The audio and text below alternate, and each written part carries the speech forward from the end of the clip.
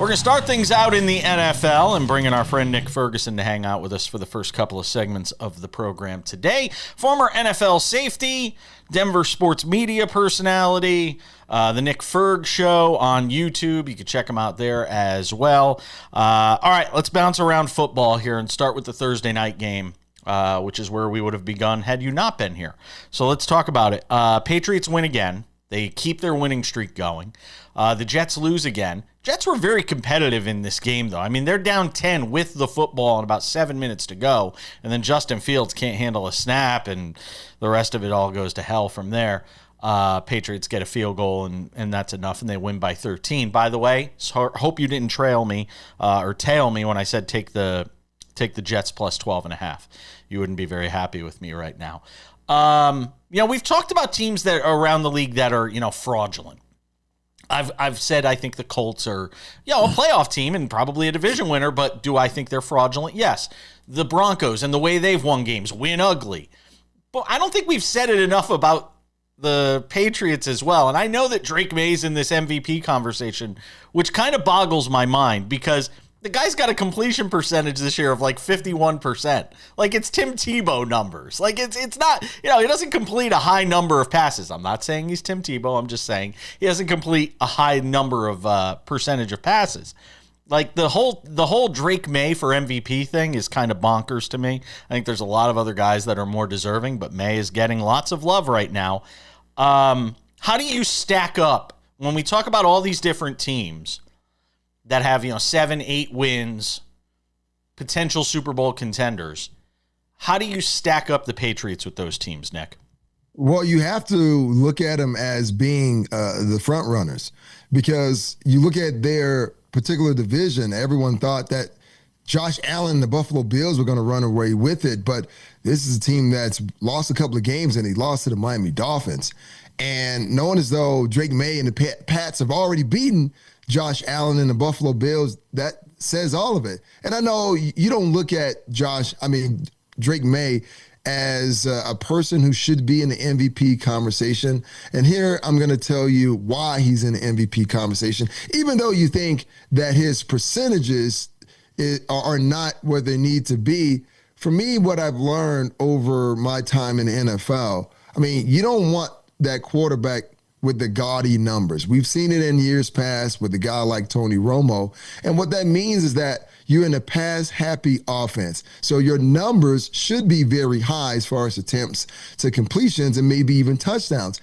But what we're seeing from Drake May and the Patriots, we're seeing a balanced offense. And when you look at three of the teams, you say, well, you have the Pats, you have the Colts, and then you have the Broncos.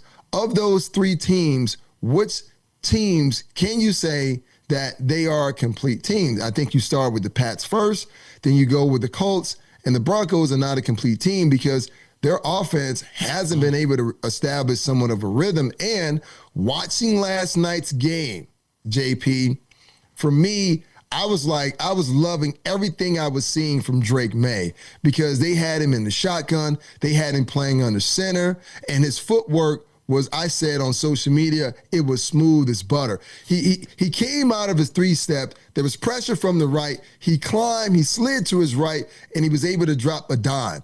And he was throwing to the tight ends. He was throwing to Diggs. To me, that is what you want to see from an NFL quarterback. Even though those numbers are not gaudy, he is still keeping the offense in rhythm, and I like that efficiency. We often use the term game manager as a pejorative. It's almost as if we say it as it's insulting to be a game manager. Is that what he is, though? Do you consider him more of a game manager? And can you? And I know there have been teams that have won Super Bowls with game managers. They're not as many as teams that have won Super Bowls, though, with guys that are future Hall of Fame quarterbacks or borderline Hall of Fame quarterbacks. So I just wonder if playing it by the percentages, when you match him up against the teams they're going to have to play in the postseason and the gauntlet they're going to have to run to win a Super Bowl, if you can win a Super Bowl with somebody that is a game manager. Yeah, that's become a dirty word. It has. It's like a shh, don't say that about my quarterback in the NFL. Yeah. But I like that guy. You know why? You know what game manager translates to me as a defensive guy? Doesn't turn the football over. What? Yes, that's consistency. Yeah. You want the guy under center to be consistent. He's moving the ball down the field. He's not making mistakes. He's finding the open receivers. And oh, by the way, he's handing the ball off to someone in the backfield that can actually kind of get you yards at a high clip. To me, once again, we go back to that's a complete team. How many times have we seen guys, it's like a Cam Newton, right? I'm Mr. Superman, look at my numbers. But guess what? When you face a complete team, you fall apart because that's your kryptonite. I don't want that guy because I know once you move on in the playoffs and you get to the Super Bowl, you're facing a complete team. No one guy wins the Super Bowl by himself. You can forget it. You can miss me with all of that. But having a guy who's a game manager, you know exactly what he's going to do, and I can trust him. You're a former Jet, so I'll ask you, how did you feel about the moves they made, getting rid of Sauce Gardner, Quinnen Williams, basically pushing a reset on this and trying to get all the draft capital they can? I personally loved it. I thought it was a brilliant move. And I think if you're Aaron Glenn, you probably have to love it because now you can oversee this rebuild in a more formal way. What did you think of what the Jets did in the final minute here? Man, JP, I loved it.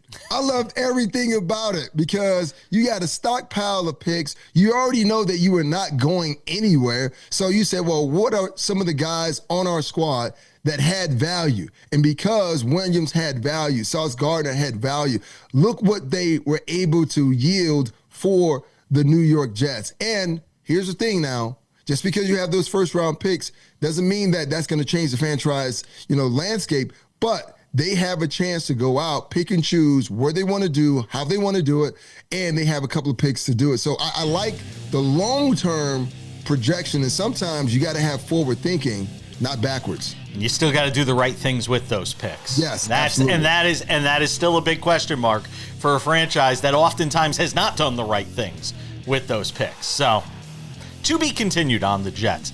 We got more football to get to. The Denver Broncos in particular, they got a pretty big game this weekend. We'll talk about the Broncos. We'll talk about the Chiefs. We'll talk about the AFC West and a whole bunch more next.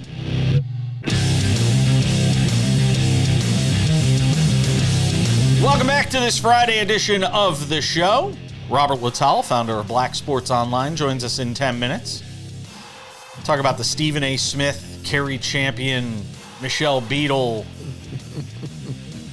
Well, it's the opposite of a throuple, we'll just say, with those three.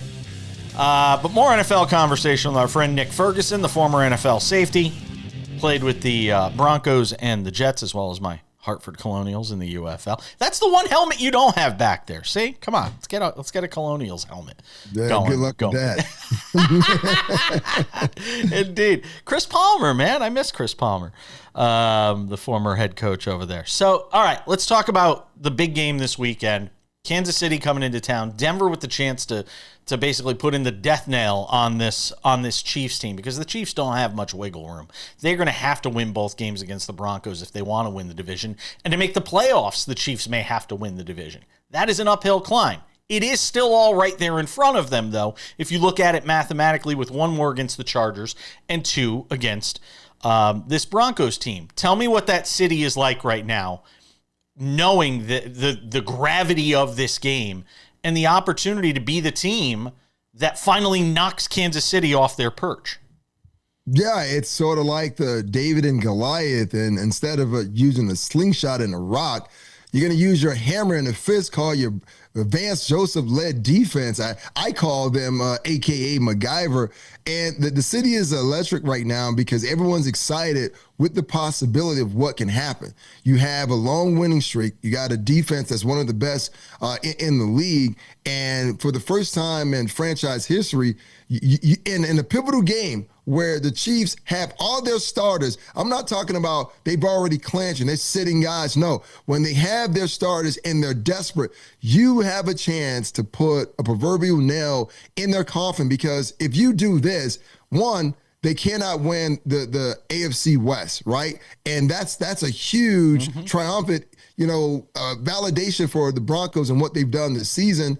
And now you put Kansas City's on a wild card road, something or a place they haven't been in a long period of time. So everyone's really excited, but I tell everyone to pump your brakes. This still is the Chiefs, and they find themselves in a tough position, and they're desperate. So you have a team coming off a bye, and we all know the historic record of Andy Reid, and they're desperate. That makes them, in my opinion, dangerous. So the defense is going to really have to take their play to a whole nother level, and that's crazy even for me to say that, the way that they've been playing all season. But with the struggles of the offense, yeah, it's going to be one of those defensive games. What have you learned through the first, 9 games of this season when it comes to Bo Nix? Or 10 games of this season as it may be? What have you learned about Bo Nix that leads you to believe he's built for this particular game? Well, the way that the kid can bounce back, and we know as a player, every game is not going to be your best game. And just some of the skill set, basically, JP, that I see him displaying every week. And the biggest thing is, well, when I look at Bo, his footwork needs to be cleaned up. And one of the reasons I think that he has a footwork problem, because it's just like when you look at quarterbacks coming out of college, most of those guys are in the shotgun.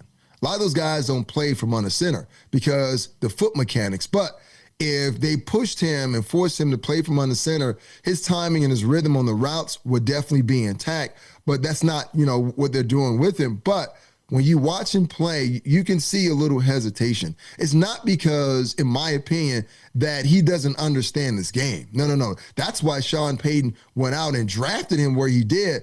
The complications with Bo is he's overthinking things because he knows what his body wants to tell him to do based on what he's seeing, but he has Sean Payton's voice in his head like, no, I want you to stay in the pocket. I want you to go through this read. Yeah, a guy might hit you, but you're going to deliver the pass. But Bo is like, I got to get out on the perimeter because that's where less defenders are, and I can make those throws. And you can see those complications he's dealing with every single possession. I want to ask you a question and put you in a different position than I normally do. I want to put you in Steve Spagnuolo's shoes. Okay, as opposed to Vance Joseph, who you love to speak fondly of, and rightly so, for what he's done with this defense this year, and a big part of the reason why the Broncos are where they are.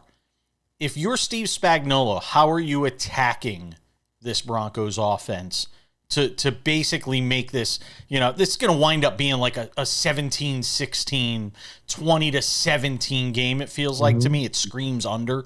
Yeah. When you look at the total. If you're Steve Spagnuolo, how are you attacking this Sean Payton, Bo Nix offense? I'm going to blitz him. I go back to the first preseason game the Broncos played in San Francisco, and Robert Saleh blitzed them because the Broncos like to run a lot of reduced formations where they bring everyone inside the numbers.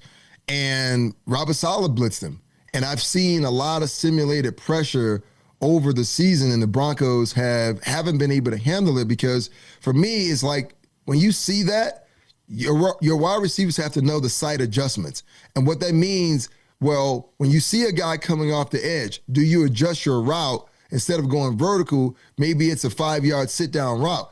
I haven't seen the Broncos actually do this, and everyone criticizes Bo because they say, well, Bo likes to bail on plays. Well, you know what that tells me? That tells me Bo doesn't trust his offensive line, even though when you look at the group as a whole, they don't have a lot of sacks that they've given up. But the reason they don't have a lot of sacks, JP, because guess what? The quarterback bails out of the pocket. So you can't criticize him and say, well, he's bailing on plays and his receivers open. There are times where there's penetration. And since he's a mobile quarterback, he's doing what comes natural to him. I got to escape the pocket. And instead of him running, breaking the line of scrimmage, he's moving, looking for outlets. But sometimes the wide receivers don't really run their routes to finish and completion. Last week, Thursday night, there was a play where there was a dig route coming from his left side with Troy Franklin, his Oregon teammate, and Bo hit his back foot and he was in the shotgun. He was ready to let it fly, but guess what? Troy Franklin wasn't out of his break yet. It's like, dude, you got a dig route. You got to come in right now. But then Bo saw pressure coming from the left. He threw a check down and everyone's criticizing him. Hey, look at this guy open, but you taking a check down. I'm like, you know what? You can't go broke making a profit. So it's not just Bo. That's the issue. You have the offensive line at time, penalties, and then receivers are not running to complete their ride and finish. And then also there are complications with the scheme where it's too much on the plate for Bo. I only have 10 seconds. I know they're going to chase you out of Denver if you give the wrong answer here. Who wins this weekend? I got the Broncos winning 17-14 because their illustrious MacGyver defense. All right. I see a similar score, but with Kansas City winning. Nick Ferguson, former NFL safety. Always appreciate you, my friend. Appreciate you. We're coming back.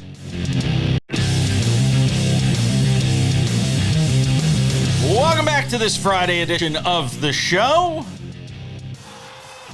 Dom Amore from the Hartford Courant has a great new book that he did with Jim Calhoun, former Huskies national championship winning coach. Talked to him about UConn men's basketball in that book. Page versus the Prince later in the show as well, with Week 11 NFL picks for you. But right now, we're going to talk a little bit about this is the only guy on the planet that I would have on the show to talk about this sort of stuff is with us. Our friend Robert Littal, founder of Black Sports Online, hangs out with us every Friday on the show. I only have time for one segment with you today because I overbooked the show, so I want to get right into it. This Stephen A. Smith, Kerry Champion, Michelle Beadle more than anything sort of thing that's broken out here. For people that don't know, Stephen A. Smith replaced Michelle Beadle on SiriusXM Mad Dog Radio, a company, by the way, which in full disclosure I used to work for before Mad Dog got there. And Beadle then went on a tirade about him. She's never been a fan of his anyway, but then it went like next level. And she has continued with that tirade with her new show that's on YouTube with Cody Decker, the former Major League Baseball player. And Stephen A. Smith finally had enough. And he went, all in on going after Michelle Beadle this week. It was a 23-minute long tirade, basically going through her career, why he believes she's been a failure. Also, at the same time, admitting she is immensely talented. I also will say in full disclosure, I am not a fan of Stephen A. Smith, and I've been friends with Michelle Beadle going on 15 years now. That said, and Michelle knows this because she said it herself, she has napalmed bridges in her career, Robert Littal. She has, had these instances where things didn't work out with different networks. So in a lot of regards, I don't know how much Stephen A. Smith, how much of what he said wasn't necessarily untrue, but it was the manner in which he said it and the platform in which he used to say it to go after her and then go after Kerry Champion, who talked with Michelle Beadle, and Kerry Champion, who also went after Stephen A. Smith. Do I have it all right? More or less. This is what media has become. Food fight. The media beefs, as we know it, used to always happen behind the scenes. It was never front-facing because media people, we just talked about the sports. We just talked about what was going on the field, on the court. We didn't have platforms to where we can go out and address certain things that were happening behind the scenes. I think it's interesting because it does give, I guess, the viewer, the fan, a glimpse of that everything is not great, behind the scenes. Everybody doesn't love each other at ESPN or at these other networks and everything.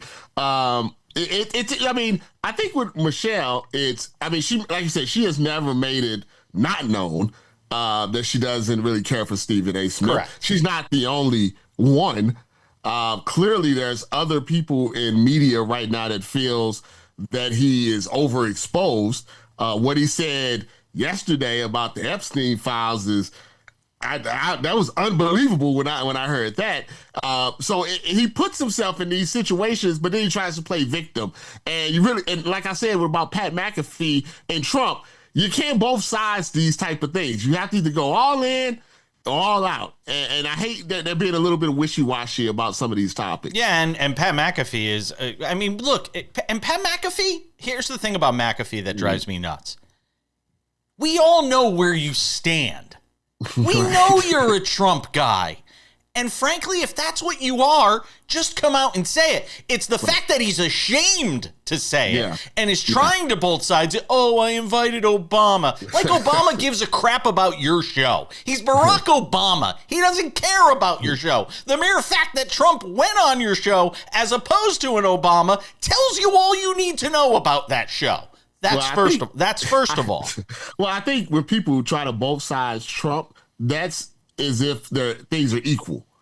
And the reason we can't, like you said, George W. Bush and Obama, right? Saying, well, they're presidents, they were on different sides, but generally we don't think they're terrible, people or whatever. Right. There's a big difference between Trump and everybody else. And they know that. They know that what Trump has done is different than whatever the other 40 presidents before. So, and we know he makes a choice. Yes. Because he's the leader of that. He will tell you without doubt, you go on my show because I like you or I don't like you. Right. So we know you made the choice. You sat back in your chin. You said you could have said no. You could have came up with 100 excuses why you couldn't have him on. Could have blamed ESPN, but you didn't. Right. So you got to stand on that. And by the way, I don't have a problem. This is not a political thing for me in the sense of I don't like Trump or I do like Trump. It's not that. It's the fact of how disingenuous McAfee is about where he stands on it. Here's the other thing about Stephen A. Smith, though. And I could talk about this. I could do 5 segments on this. After a while, it does make you wonder when all these different people that come out and say different things about Stephen A. Smith, and he always wants to play I don't know why these people don't like me and this and this. After a while, it does have to make you wonder, what has he done behind the scenes that has rubbed these people the wrong way? Aside from the fact that, again, he is overexposed. That's what I can't yet figure out. Is it just jealousy that these people don't like him because they're jealous about his success? Or is there something out there that we don't know about him behind the scenes? I think when you have a personality as big as his and a platform as big as his, and you've got, like you said, I think it's a little bit of everything. And I think this is what it is. I think, and I'm not saying Stephen A. Smith the bad guy. I'm just using a general analogy, though. Sometimes when people think the bad guy wins, it just makes them upset. Like, this guy does everything that we think is wrong, or this woman does everything we think is wrong, and they get $100 million. And I do everything that's right, and they cancel my show. Yeah. Hey, look, sometimes that, even though I try not to, and I try to be that type of guy, right? Human nature is like, how is this guy doing this, and I'm doing that? I'm better than this. Yep. But, so that type of thing, I think, seeps into it. And I think that's what a lot of people feel. That's like that platform, that money could have been spread out to 100 different journalists that do it a different way in their mind. And it went to one person. And I think that rubs people the wrong way. Yeah. And by the way, this whole solitaire king thing that really started a lot of this recent angle to this conversation. That's another thing we could spend a whole bunch of time on. For people that haven't read into it, look up Stephen A. Smith, Solitaire King. You'll get all the information you need. He probably doesn't want you to have that information, so I am encouraging you to go and look for that information. Robert Littal is the founder of Black Sports Online. He does a terrific job. I always appreciate having you on the show. I said I'm going to be out your way out in Long Beach this weekend for a bowling tournament, but you said it's really not that close to you, so I guess I'm not going to see you. It's going to be raining. They lied to me. That's what I was going to tell you. It's going to be raining really, really bad. So be careful on your way in. I will. Thank you, my friend. Always appreciate you. We're coming back on this Friday edition of the show. Dom Amore from the Hartford Courant on UConn men's basketball and Jim Calhoun next. Welcome back to the show. Let's bring in my friend Dom Amore, who does a great job with the Hartford Courant covering the UConn men's basketball program. Also the author of a new book with Jim Calhoun, the legendary Huskies basketball coach. More Than a Game, How the UConn Basketball Dynasty Was Built Upon a Culture. We'll get to the book in a few minutes with Dom, but first I want to ask him about UConn and their prospects for this season. Dom, talk to me. The feeling that I have is that they are much better than last year, and they were not bad last year, but they are much better than last year particularly in terms of shoring up some of the things where they were deficient last year, namely at the point guard position. I think they're pretty solid and deep there now. I think they've got some depth at the center position and elsewhere. And I think they've got some scoring, and I think they've got some alternatives. If someone doesn't play defense the way Dan likes, he has other people to put in. So with the depth that they have with 15 scholarship players, they're able to keep some people fresh and do a lot of different things, and they've got experience, including some players left over from the last championship team. So they've got a little bit of everything. I don't see any major weaknesses. Are they as good as they were the year before last? I would say no, because that was one of the great teams that anyone's ever seen in college basketball. But they're certainly a contender. They're ranked number 3 now, and I think they're a team that should be in the conversation when we get very, very deep into March. When we talk about the 4 of the next 5 games, number 7 BYU, number 5 Arizona, number 14 Illinois, number 25 Kansas, and then a cupcake in East Texas A&M, and then number 10 Florida in a rematch from last year's NCAA tournament.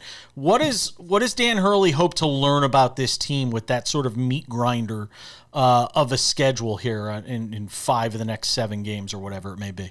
Well, I think the big thing that he wants is to be in a position to be a number 1 seed come the tournament.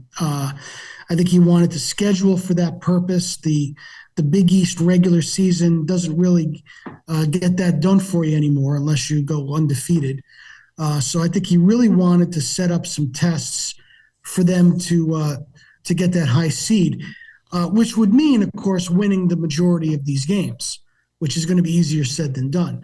Now, UConn's star incoming freshman, Braylon Mullins, is out with an ankle injury and may not play any of these 6 non-conference games. He's healing fast, and he may be in for some. But, UConn's obviously got to find a way to win 4 out of the 6, 5 out of the 6. And then they'll be in pretty good position to have a number 1 seed. But I think his big thing was he felt they needed to beef up that non-conference schedule where you're either going to play. He has the metrics figured out where you need to play teams that are in like the top 50 quad 1 teams, or teams on the extreme other end of the spectrum, which is what we've seen so far. So, you learn absolutely nothing from these first 3 games of the season. We're going to really learn on Saturday what they're about if they get off to a good start there. Who's made the biggest leap of guys that were on this roster last year? Not talking about guys that they get in the portal or anything like that. Who's made the biggest leap from last season to this season in your mind? Right now, I feel like it's Jaden Ross. I mean, he's a guy that has had limited opportunities to play his first 2 years, but he's a very good athlete. He has some Andre Jackson in him, especially on defense. His plus-minus numbers have been really, really good. He scored 10 points last night. So I feel like he's the guy that has made a huge leap, and they really need to make a huge leap.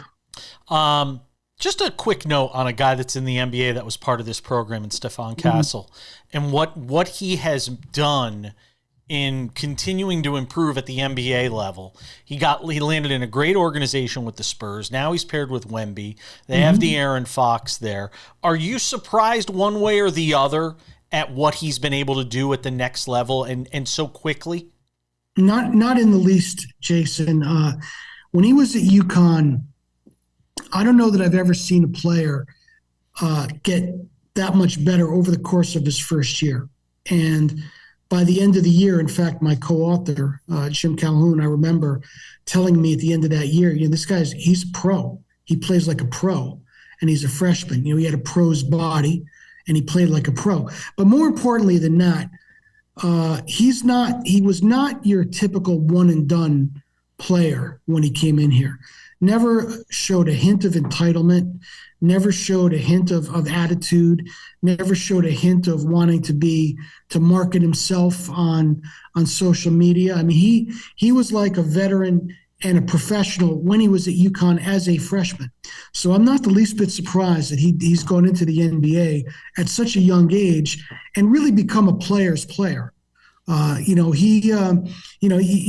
kind of a cliche to say somebody was raised the right way, but for a kid his age to have this much thrown at him and not be overwhelmed or let it go to his head, I don't see an ounce of that with him. Didn't see it at UConn. Haven't seen it since he's been in the NBA. So because of who he is, I'm not surprised by what he's become. Dom Amore is the author of More Than a Game, How the UConn Basketball Dynasty Was Built on a Culture of Caring. He worked on the book with Jim Calhoun, with the foreword by Dan Hurley.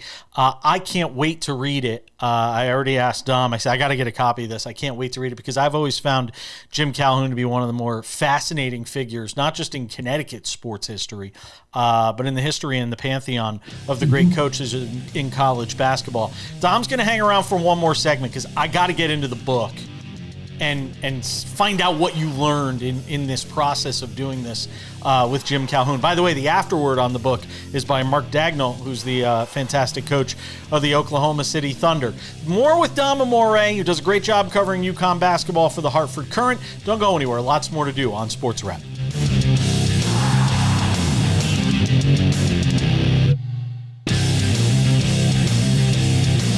Welcome back to the show. Continuing my conversation with UConn Huskies men's basketball beat writer Dom Amore with the Hartford Courant. Has a new book with Jim Calhoun called More Than a Game. Mark Dagnall, the coach of the Thunder, actually writes the afterword for it. And I asked Dom, how did that come about? Well, in case you're not aware, Mark Dagnall was a student manager at UConn. He's a UConn grad, and he never played college basketball, but he was a student manager with Jim in 2007. And of course, he went on. Jim really was instrumental in him launching his coaching career, getting him involved in his first job at Holy Cross. And I'll tell you the story, not to give away too much in the book, sure. But as you know, if you remember Jim when he was here, typically of him, he wouldn't pay a lot of attention to a freshman student manager. He'd watch him, but he wouldn't give him the satisfaction of calling him by his name or anything like that. And so Mark kind of thought that Jim didn't know who he was. And then for the Big East tournament that year, Jim put his car keys in his hand and said, "Drive my car to New York, park it in the garage across from the garden, and don't F it up." And this guy was from rural part of Massachusetts, had no idea how to drive this big a car on 95 in the city. And the bus driver was a maniac. And so he's making a white knuckle drive with his best friend, Ben Wood, who's now an assistant at Central Connecticut, to get this car and try to follow the bus, kept losing it, follow the bus, get it parked without putting a scratch on it, and get the keys back to Coach Calhoun. And he was able to do that. And he just talked about how Jim's secret was to entrust someone, empower someone, challenge them, make them uncomfortable, scare the hell out of them, but also show confidence in them and show trust and belief in them, and how much he got from that. So that's a great, great part of the book. I suspect it's Jim's favorite part of it because Mark did a terrific job of telling that story. But that's how he did the afterword, and it's a real highlight. We've got some firepower on the cover of this book with no the kidding. names and stuff. Yeah, no kidding.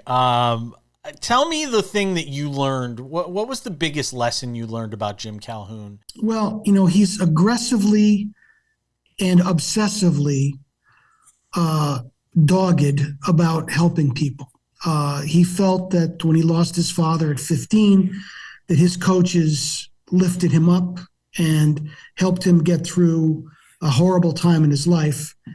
And he's been trying ever since to pay that forward and help people who needed help. And he doesn't wait for somebody to come to him. He could kind of tell if something's bothering somebody. He's, in a lot of ways, he's like a 50 TV's dad in a lot of ways, right?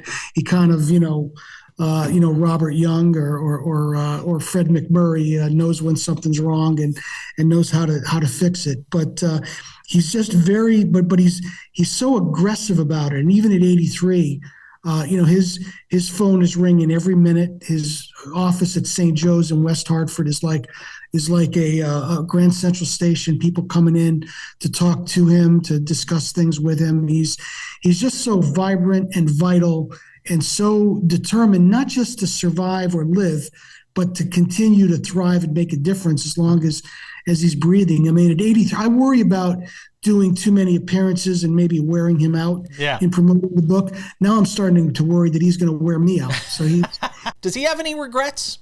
Does any of that come across? Did you get the sense that, of all the accomplishments of everything that he did, is there anything that sticks with him as if he could do it over again, ... I don't think so. I think the only regrets that he has, might be in those few players that he just couldn't reach, that he tried and just couldn't reach, couldn't get through.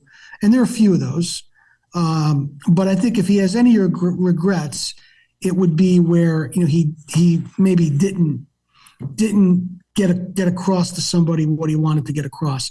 But I'll tell you, those are very few and far between with him. Dom, when he looks at sort of this era of UConn basketball, compared with what he accomplished and how he set the table for everything that's come after him, whether it's Kevin Ollie and the success he had, and now Dan Hurley, when he takes a step back and is able to look at that, what is sort of the impression that you get from him when he looks at where UConn basketball is now and how he set that up for success? Well, I think it's one of the reasons that he wanted to do this book. He did his memoirs after the first championship in '99. He did a leadership book a few years later. But so many years have gone by, and the old saying, the old whatever philosopher said it, you have to wait until the sunset to see how splendid the day has been. And I think now at 83, I think he wanted to look back on his life and reflect about all of the things that he's done through the lens of all the people that he feels that he's helped or have helped him, the relationships, and reflect on that at this stage of his life. I think he's justifiably proud of what he's built at UConn, and how it's been sustained. And I think he wanted to tell some stories that he hasn't told, or at least not in the way that these stories were told.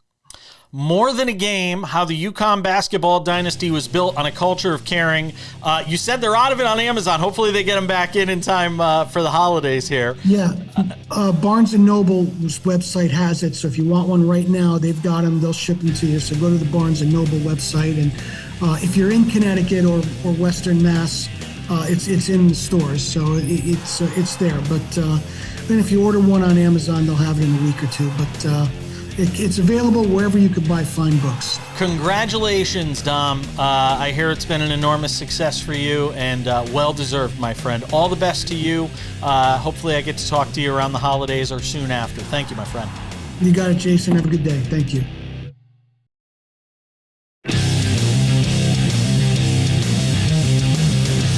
All right, just about time to put the wraps on this baby for another week. Don't forget SportsWrap weekends on many of these same affiliates. If not, check your local listing for time and schedule. SportsWrap weekends, 30-minute recap of everything we went through throughout the week, and a little more. If you haven't done so already, make sure to subscribe to the SportsWrap with Jason Page podcast, available on all your favorite podcasting platforms: Spotify, Apple Podcasts, YouTube Podcasts, iHeartRadio, TuneIn, Odyssey, Amazon, you name it. Anywhere you find a podcast, you will find this show. Go and subscribe. 45 minutes there for you every afternoon, early in the afternoon.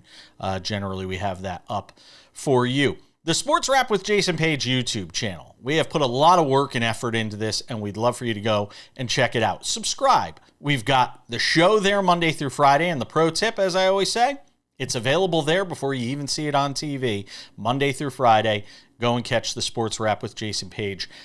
Full entire show, commercial-free, 45 minutes there. We also have SportsWrap Shorts on the SportsWrap with Jason Page YouTube channel. What are SportsWrap Shorts, you may wonder? It is quick recaps of games with highlights. Sometimes big stories break. Most SportsWrap Shorts, you can see them in less than a minute. I mean, it is built for today's viewer. Go and check that out. SportsWrap Shorts available on our YouTube channel, also available on our TikTok channel, I guess, account. SportsWrap Jason Page on TikTok, SportsWrap Jason Page on Instagram. Good luck. And without any further delay, ladies and gentlemen, on this Friday edition of the show, there's only one thing left to do. It's Friday, and that means it's time for the weekly face-off for sports betting bragging rights. It's Paige versus the Prince on the SportsWrap. Thank you, Chad Erickson. Appreciate that introduction. Week 11 in the NFL, Sam Yarnell. Some great games on the docket. You went 2-2 last week. I went 1-3, which is an improvement over the week before when I was 0-4. We're trending in the right direction. I'm just telling people right now, I'd just pick the opposite of anything I pick.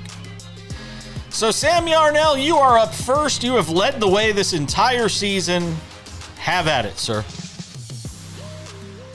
All right, Jason Page, another week in the NFL and another game overseas. We've got a system on this show. They go overseas, we go under the total. Are we doing it again this week? We didn't last week and it paid dividends.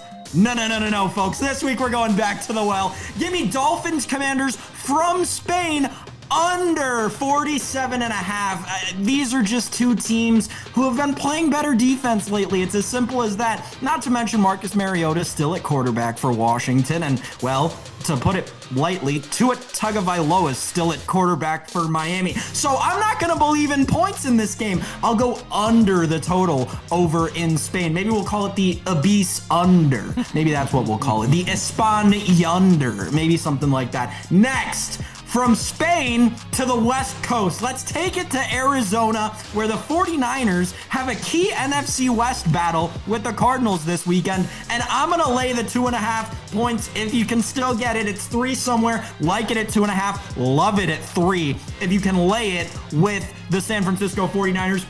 Mac Jones has been playing great football. We don't know as of the time that we're doing this whether Brock Purdy will be back for this game or not.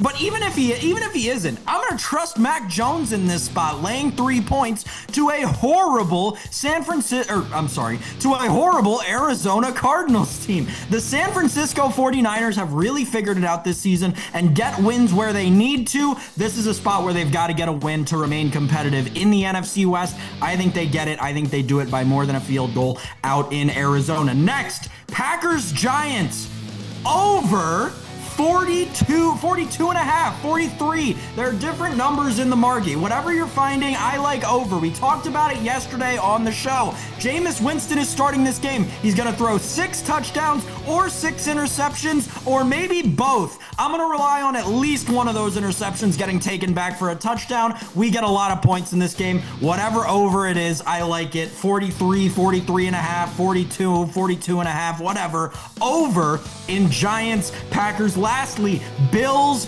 Bucks. My first time betting a Bills game in this segment all year. Wow. Bills, Bucks over 47.5. Feels like a lot of points in Orchard Park on Sunday. Commanders, Dolphins under. Niners minus whatever you're laying against the Cardinals. I'm laying a field goal. Packers, Giants go over the total. Bucks, Bills go over the 47.5. I don't need much time, apparently. I get about a minute here.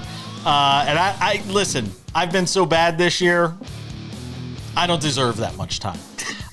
So let me go Packers, Giants. Give me the Giants +7. I teased it earlier in the show. I'd like it better at 7.5. FanDuel has it at 7 right now. Obviously, line shop there. Steelers at home -5.5 against the Bengals. I actually think the Steelers win. I think this is the end of the Bengals season, essentially. You're going to tell me the Bengals are going to sweep the season series against the Steelers? I don't see it. Chiefs -3.5 at the Broncos. That's an easy pick for me because I believe the Chiefs are going to actually still win this division. So obviously that begins with the Chiefs winning -3.5 in Denver. And then the Dolphins -2.5 at home in Madrid against the Commanders. I'll take the Dolphins in that spot. I think the best thing for that team is going to Madrid with everything they've dealt with this year. So those are my picks. Giants +7, Steelers -5.5, Chiefs -3.5, and the Dolphins -2.5. Page versus the Prince. That's going to do it for us. Have yourselves a great weekend. Thanks to Robert Littal, Nick Ferguson, Sam, Dom Amore, all of you for watching. I'm Jason Page. That's SportsWrap. Have a great weekend.